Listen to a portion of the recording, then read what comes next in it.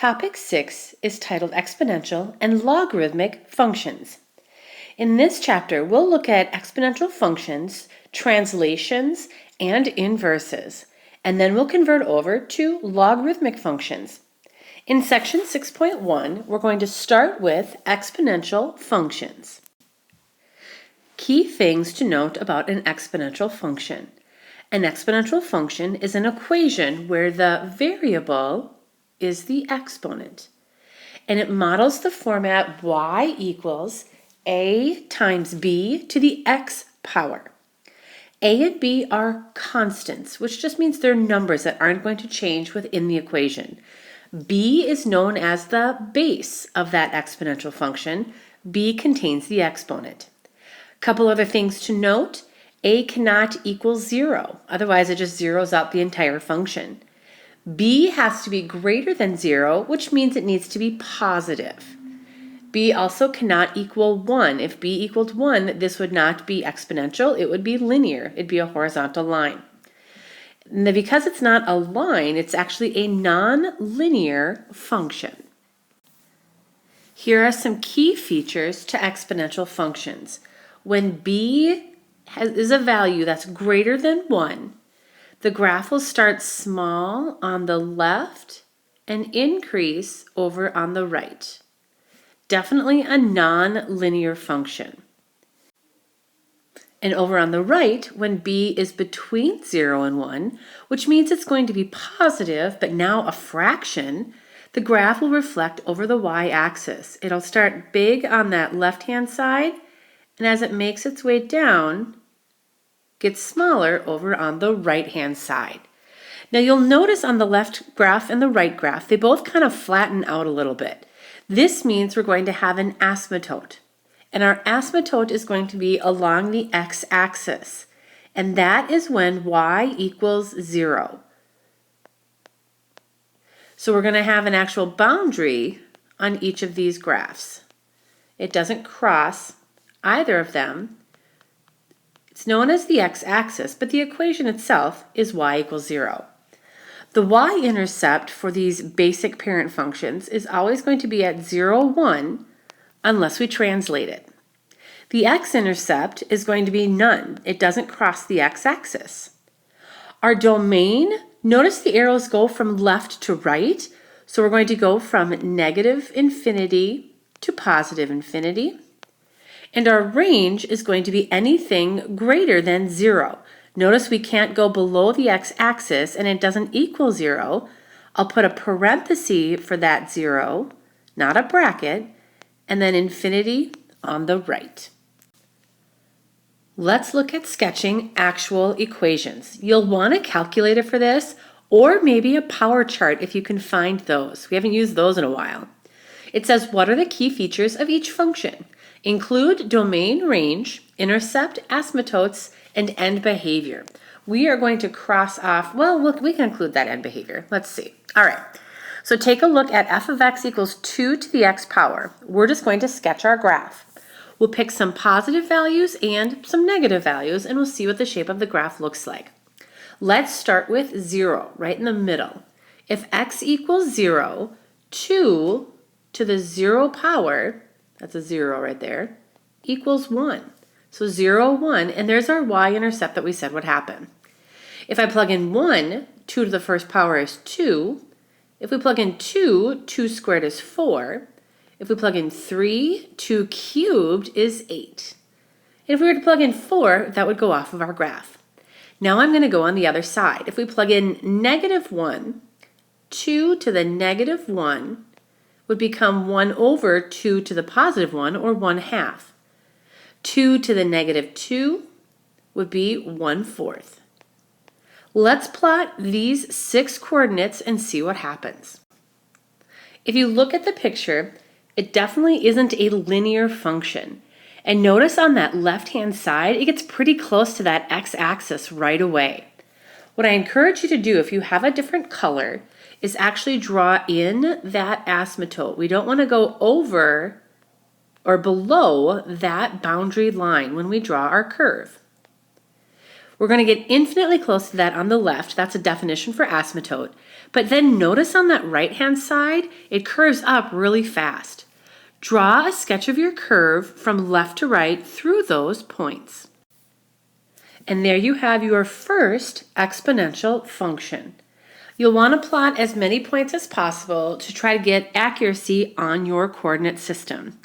If you're drawing these on your paper, just take your time, try your best. That's all we can do on this. Now notice, for example, A, we didn't have a number in front of 2. That meant that A in our equation was 1, and it crossed the y-axis at 0, 1. B is going to be a little different. Let's see why. We have g of x equals 5 times 1/2 to the x. So now we have an a value and a b value. For our a value equaling 5, that's going to affect our outputs. And when b is 1/2, that's going to affect the shape of our graph. Let's see how that happens. Again, we're going to start with 0. If I plug in 0 for x, I'm going to evaluate 1/2 to the 0 power, and that's 1. But then if I multiply by 5, look what it does to my y-intercept. It moves it up to 0, 5. If I pick 1 and plug it in for x, 1/2 to the x or to the 1 power is 1/2. 1/2 times 5 is 2.5. So now as I go to the right, my graph gets lower. If we plug in 2, 1/2 squared would be 1/4. And if I plug in 1/4 times 5, that would be 5/4 or 1.25. So at 2, I go to 1.25. If we plug in 3, that would be 1/2 to the 3rd power, which is 1/8.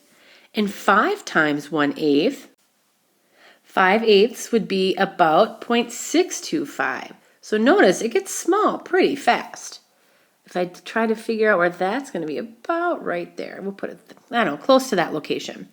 And if I go in the other direction, watch how fast this increases. If I plug in -1 for x, 1/2 to the -1 power would equal 2. And 5 times 2, voila, is 10. So if we go to -1, we're all the way up to 10. Again, it's not going to cross that x-axis, the x-axis where y equals 0. So draw in that boundary line just to make sure we don't cross over it. And then sketch the shape of your curve. And there is your second exponential function when the base is between 0 and 1. So now think about domain and range. If we go back to f of x, the domain isn't going to change from up above. -infinity to infinity. The range also isn't going to change from up above. 0 to infinity. The intercepts, the x-intercept, there isn't one. And for this one, the y-intercept was the same as up above, 0, 1. Asymptotes, we know it can't cross the x-axis, so that's y equals 0. And then our end behavior, that's that negative positive infinity.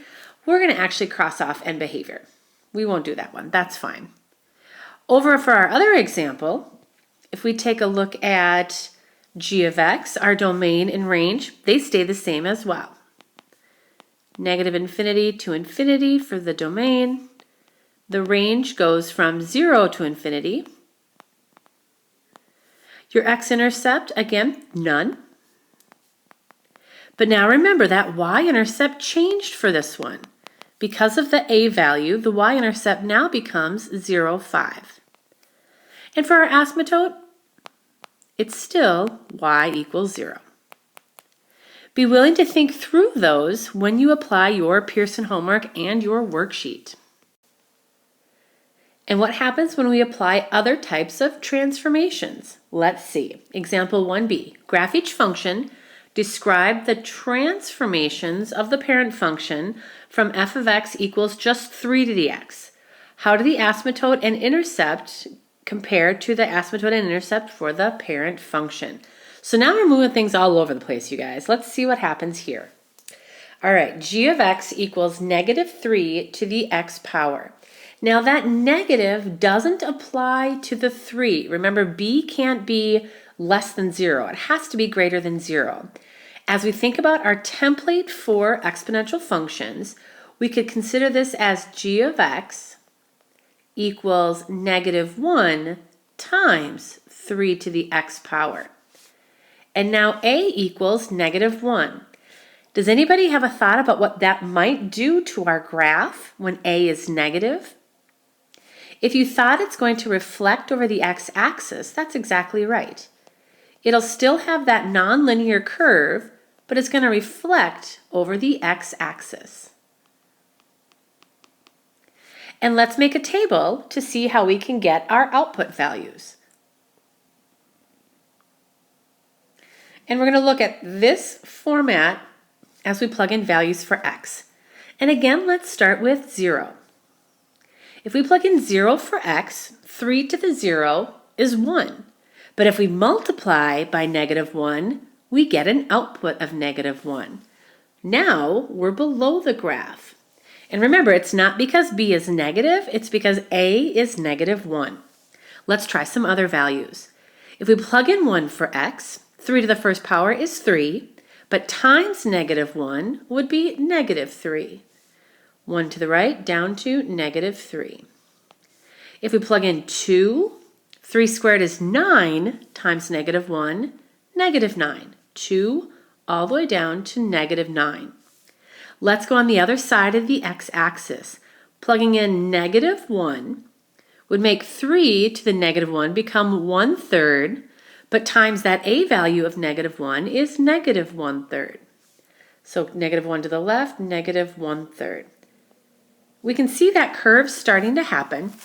We know we can't cross over that x-axis. We'll draw in that boundary line.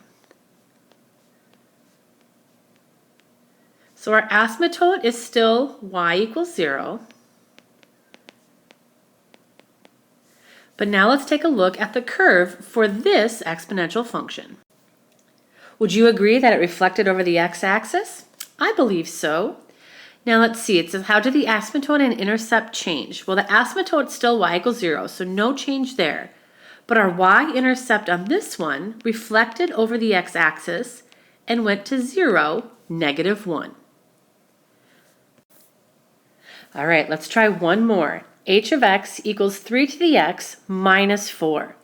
What I'd like you to do is describe what you think happens to this graph, and then make a table to validate your answer. Once you've done that, press play, and we'll finish up day 1's lesson.